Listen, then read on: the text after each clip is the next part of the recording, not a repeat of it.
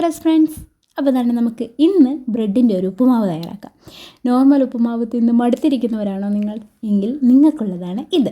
കാരണം എനിക്കിഷ്ടമല്ല നോർമലിയുള്ള ഉപ്പുമാവ്, എനിക്കിതാ ഇഷ്ടം.